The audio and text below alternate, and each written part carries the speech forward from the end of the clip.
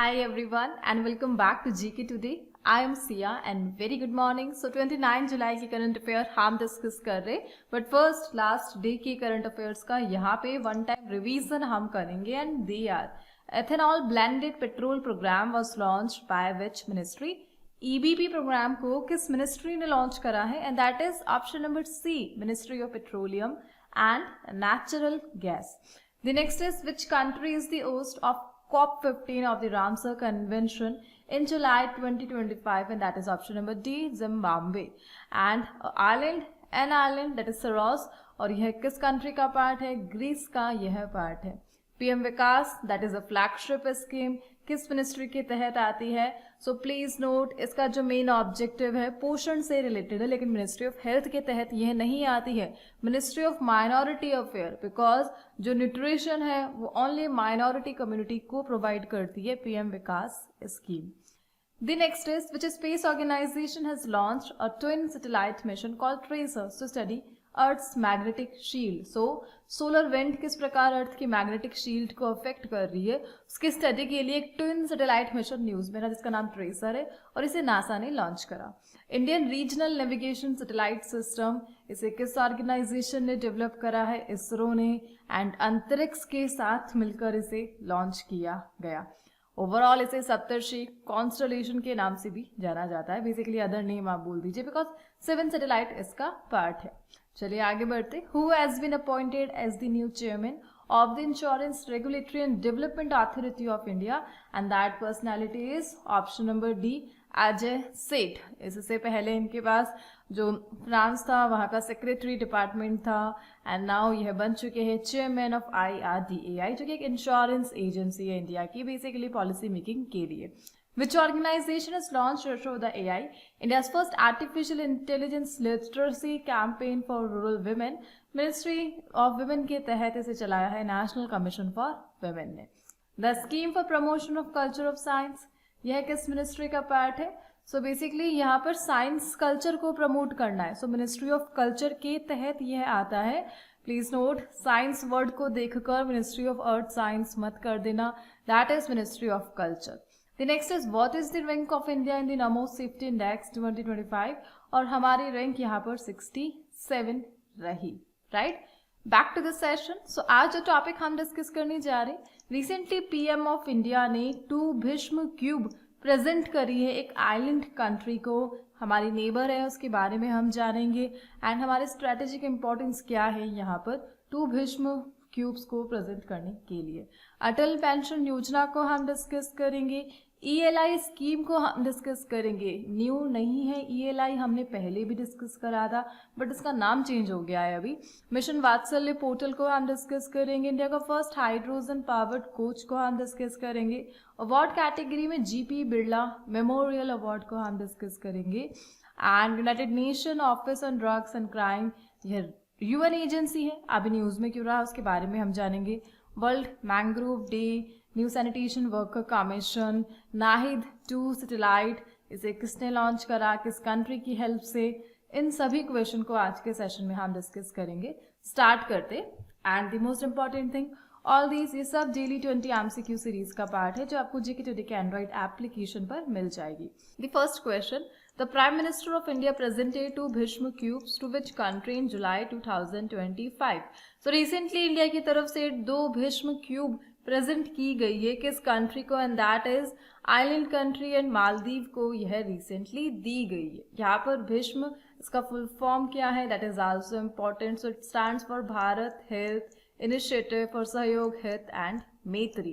And recently Maldives के जो president हैं दैट इज मोहम्मद मुइजू, इनके द्वारा इसे एक्सेप्ट किया गया. जब मालदीव अपना 60th इंडिपेंडेंस डे को सेलिब्रेट कर रहा था तब इंडियन PM ने इन्हें यह एज ए प्रेजेंट दी.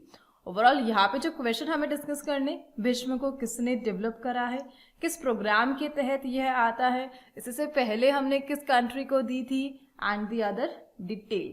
सो भीष्म को NDMA ने डेवलप करा है. NDMA that is national disaster management authority, इसके तहत भीष्म क्यूब्स को डेवलप किया गया है. प्रोग्राम का नाम भीष्म बेसिकली प्रोजेक्ट आरोग्य मैत्री का पार्ट है. Please note make in India process का पार्ट नहीं है भीष्म क्यूब, इसे ध्यान रख लेना। प्रोजेक्ट आरोग्य मैत्री का पार्ट है the formation of Bhishma cube by NDMA। और बेसिकली इसका मेन गोल क्या है?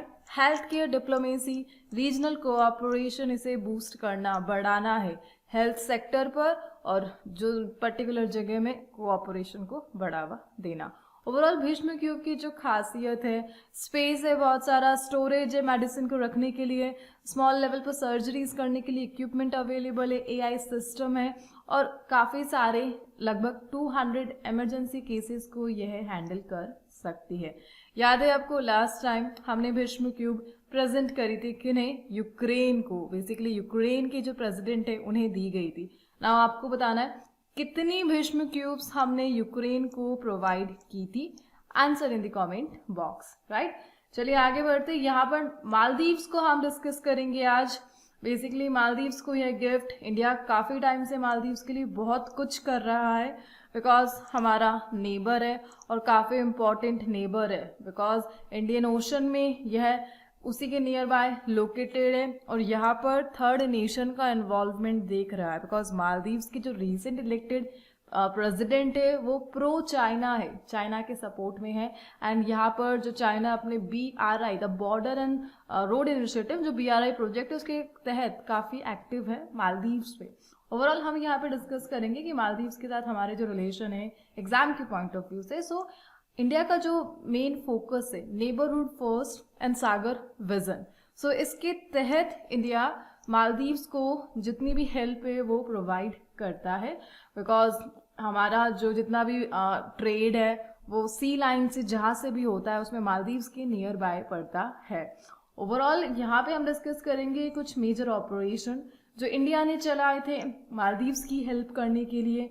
याद है आपको ऑपरेशन संजीवनी, जिसके तहत हमने 6 टन ऑफ मेडिसिन भेजी थी किसे? मालदीव्स को, कोविड-19 एरा में।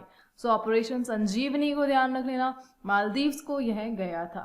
इसी के साथ 2014 में ऑपरेशन नीर आया था, जिसमें इंडिया ने वाटर सप्लाई करा था जब मालदीव्स में वाटर क्राइसिस हो गया था। सो ऑपरेशन नीर 2014 में।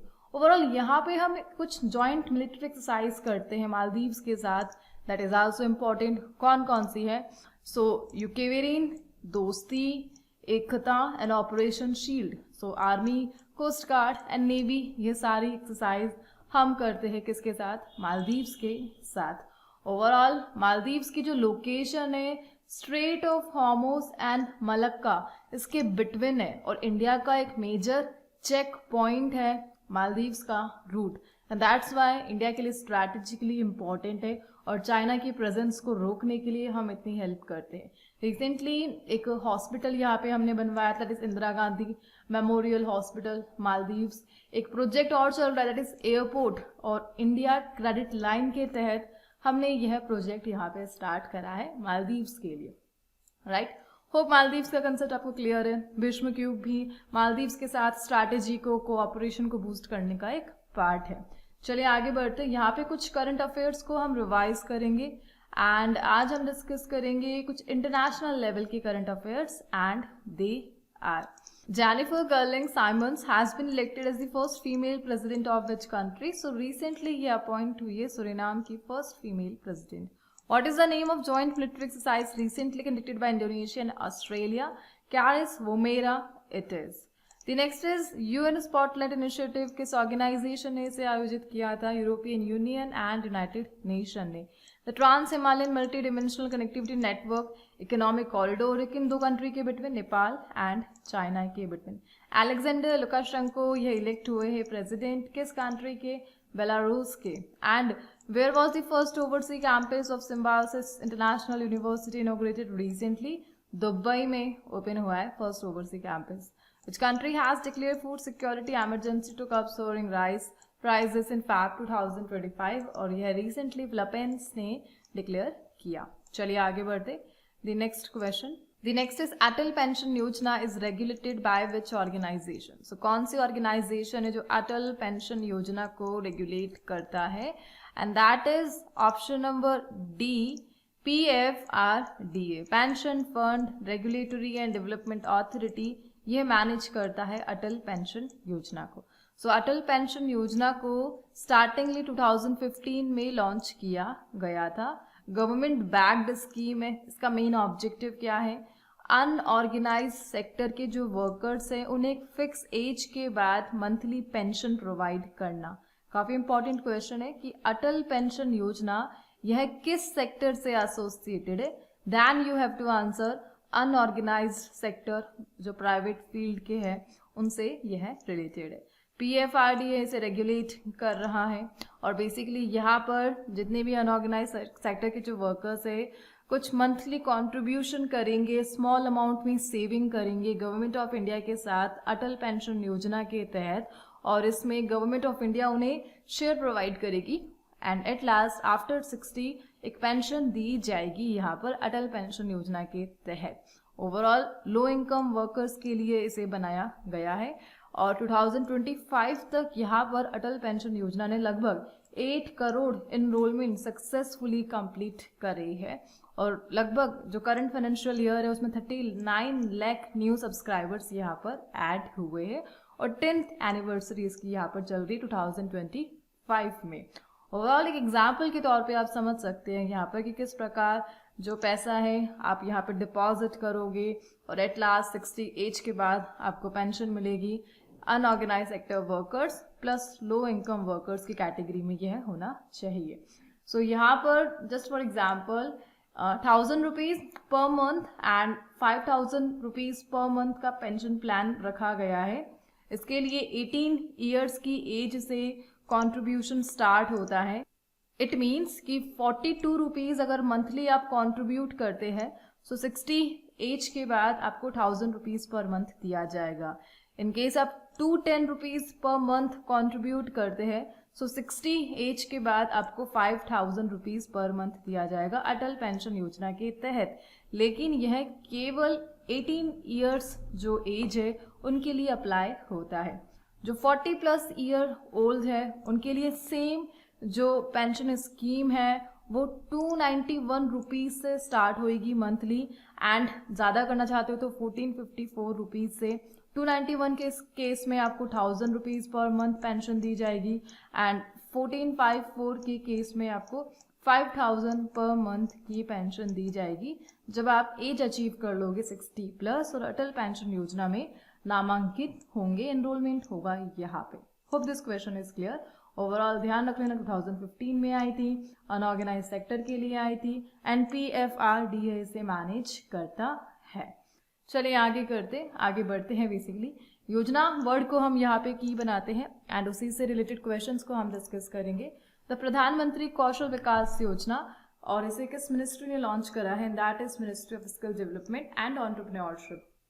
The state government has launch the मुख्यमंत्री सेहत योजना और इसे लॉन्च करा है पंजाब गवर्नमेंट ने। लाडली बहना योजना इसे किस स्टेट गवर्नमेंट ने लॉन्च करा है? मध्य प्रदेश ने। Which state government has launch Mukhyamantri Vrindavan Gram Yojana to develop model rural villages? Madhya Pradesh की है यह। The next is which state government has launch the chief minister Guru Shishya परंपरा योजना और इसे जुलाई में बिहार ने लॉन्च करा है। Which state government has launch the Mukhyamantri Kalakar pension Yojana and that is also Bihar. Recently, the PM launched the बारापुत्र अथैया Gram Yojana in which state और इसे उड़ीसा में लॉन्च किया गया है। चलिए आगे बढ़ते थे। नेक्स्ट वन, यहाँ पे हम एक स्कीम को डिस्कस कर रहे हैं and that is employment linked scheme. बहुत नई स्कीम है यह। इसे 2024-25 बजट में ही अनाउंस किया गया था। याद है आपको, हमने इसके पॉइंट्स डिस्कस करे थे। द ELI स्कीम अभी न्यूज में क्यों रहा? बिकॉज इसे न्यू नेम दिया गया एंड दैट इज PM विकास भारत रोजगार योजना इट इज। सो ये 1 अगस्त 2025 से फिर से स्टार्ट हो रही है PMVBRY के नाम से और रिसेंटली यूनियन कैबिनेट ने इसके लिए अप्रूवल दिया है। सो PMVBRY ये सपोर्ट करता है विकसित भारत इनिशिएटिव को सस्टेनेबल एम्प्लॉयमेंट के लिए एंड यहाँ पर एक गोल है कि 3.5 करोड़ जॉब्स 2 ईयर में क्रिएट करनी है। बजट कितना है? 99,446 करोड़ है यहाँ पर। और ये जो स्कीम है 1.92 करोड़ फर्स्ट टाइम वर्कर्स को टारगेट करती है। जॉब्स को कवर करेगी 1 अगस्त से 2027, 2 साल के लिए। ओवरऑल इसे कब लॉन्च किया गया था? लास्ट ही हमने डिस्कस करा था, इसे लॉन्च किया गया 2024 एंड 25 के बजट में। बजट हमने ऑलरेडी डिस्कस कर लिया है इसका। यहाँ पर इस स्कीम को 2 पार्ट्स में डिवाइड किया हुआ है, the part A and the part B.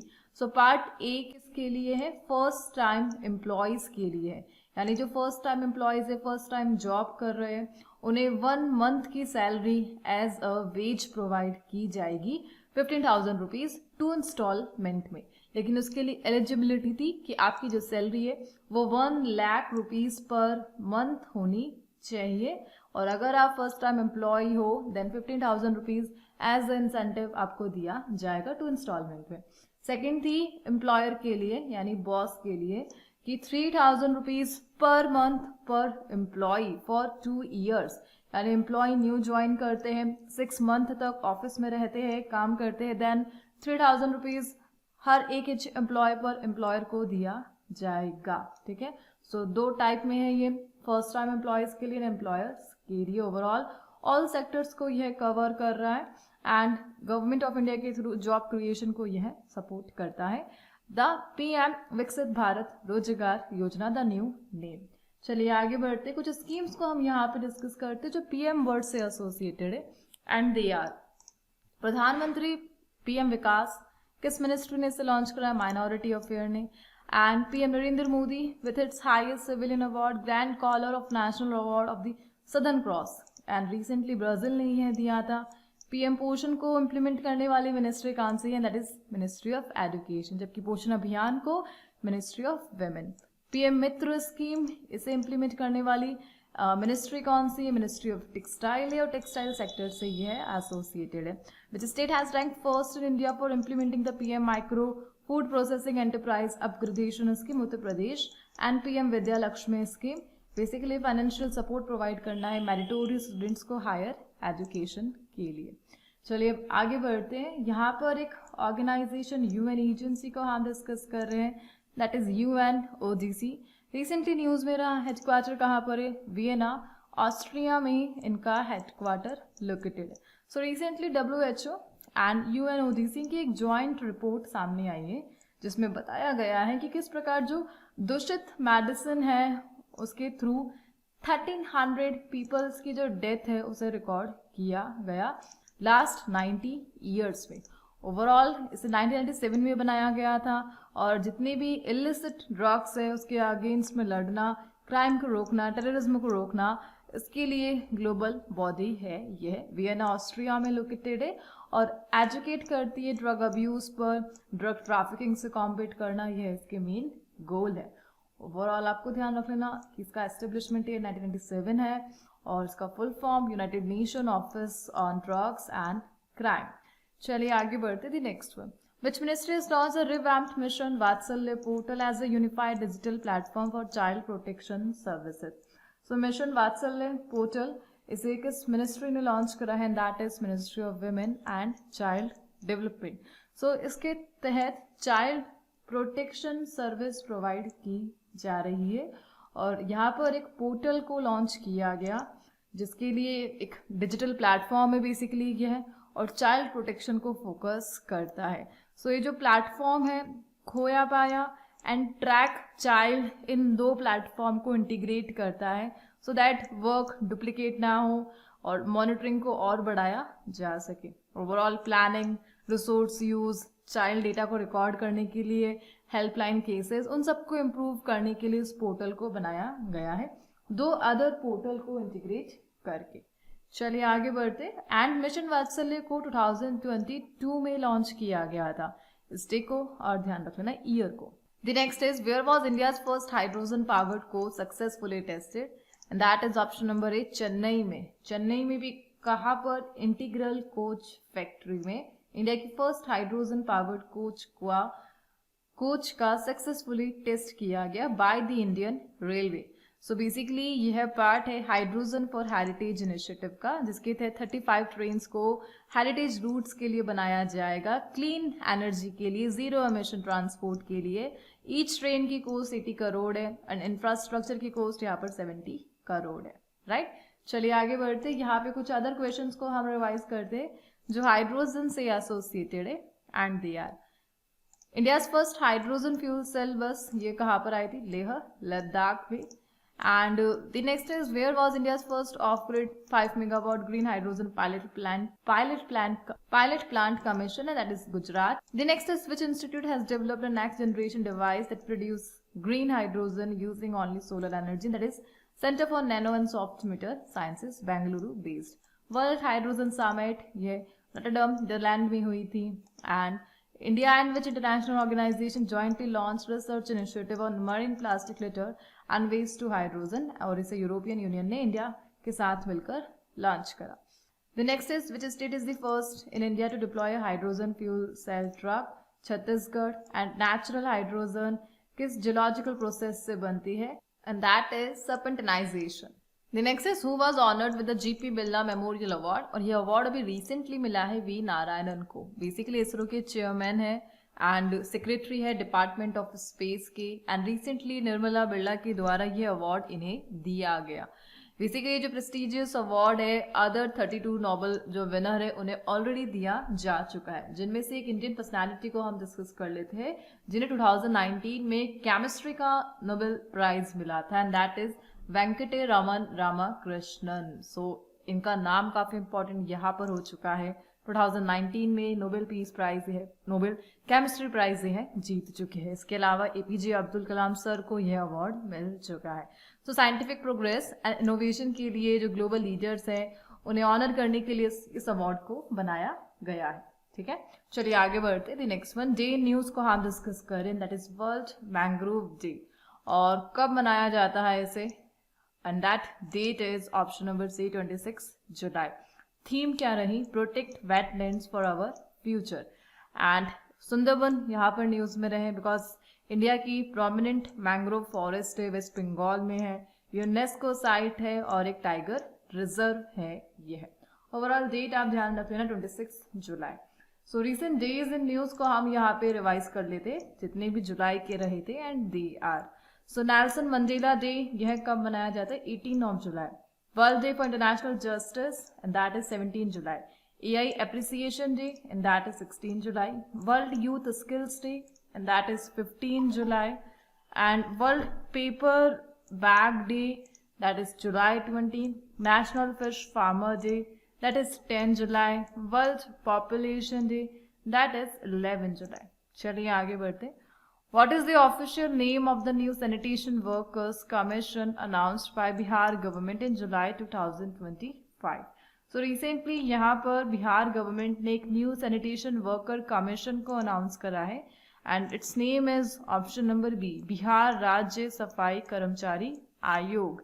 So worker commission है ये, state sanitation worker, and basically main objective क्या है? वेलफेयर रिहैबिलिटेशन पर फोकस करना, और एग्जैक्टली जो सैनिटेशन वर्कर्स हैं उनके लिए इसे बनाया गया है बिहार के द्वारा. ओवरऑल कुछ अदर क्वेश्चंस को हम यहाँ पे डिस्कस करते हैं जो बिहार से एसोसिएटेड है, and they are. What is the name of the new portal launched by Bihar government to promote grassroots innovation and entrepreneurship, and that is Bihar idea festival. What is the name given to international yoga day in Bihar? Yoga Sangam. Shri Banke Bihari temple, और उत्तर प्रदेश की किस city में located है? मथुरा में. The next is Kosi Mechi intra state link project, और यह किस scheme के तहत आता है? प्रधानमंत्री कृषि सिंचाई योजना. Which district in Bihar is famous for its 300-year-old stone art, जिसे रिसेंटली GI टैग मिला, गया से एसोसिएटेड है. PM Atal Bihari Vajpayee statue, and यह कहाँ पे लगाया गया? उत्तर प्रदेश के लखनऊ में. द सुशासन पद यात्रा, इसे ऑर्गेनाइज किया गया गुजरात के वडनगर में 100th birth anniversary of Shri Atal Bihari Vajpayee को सेलिब्रेट करने के लिए. सो आज इस सेशन को हम यहाँ पे एंड करते हैं. आज आपके लिए क्विज की जो क्वेश्चंस है वो रिलेटेड है स्टेट ओरिएंटेड न्यूज से, करंट अफेयर से, जिनका आंसर आपको कमेंट बॉक्स में प्रोवाइड करना है. एंड हम मिलते हैं नेक्स्ट सेशन के साथ. Till then please do revision.